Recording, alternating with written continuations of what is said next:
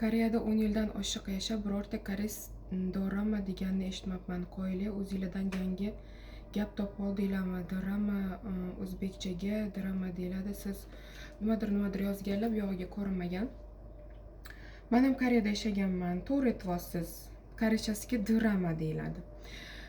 Dorama bu ruscha jargon aksenti. Dramani dorama deb aytilishi ruscha aksentda bu, ruscha jargonda bu. Internet ochib o'qisangiz, o'shda hammasi yozib qo'yilgan. Dorama bilan dramani qanaqa farqi borligini. Drama bu dorama ruscha aksentda, bizada, ya'ni bizada shunaqa dorama deyiladi. Chunki bizani o'zbeklar, bizani ruslar koreys tilini bilmaydi, a koreyslar bo'lsa ruscha aksentni bilmaydi. Tushunyapsizmi? Internetga kirsangiz, Google'ga kirsangiz, hammasini farqi bilan yozib qo'yibdi. Drama bu oddiy janr.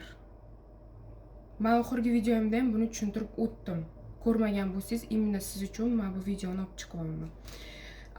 Dorama bu har xil janrlardan iborat bo'lgan koreyskiy, yaponskiy, kitayskiy seriallar. Tushuntirib oldim deb o'ylayman. Buni, конечно, koreyslar bilmaydi. Koreyslarni qaysidan so'rasangiz ham dorama nima desangiz bilmaydi. Именно siz uchun, именно sizga o'xshab men bilan tortishadiganlar uchun. Mana yozib qo'yibdi, dorama. Koreychada yozganda drama bo'lardi-da, drama bo'lardi. No, bu ruschada yozilgan, dorama. Так что tortishganinglarni foydasi yo'q. Foydasi yo'q. Masalan, meni ismim Lola.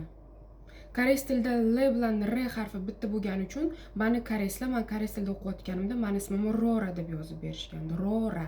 Keyin iltimos o'rtoqlar O bilan U ni adashtirib yubormanglar. Rura emas, Rora.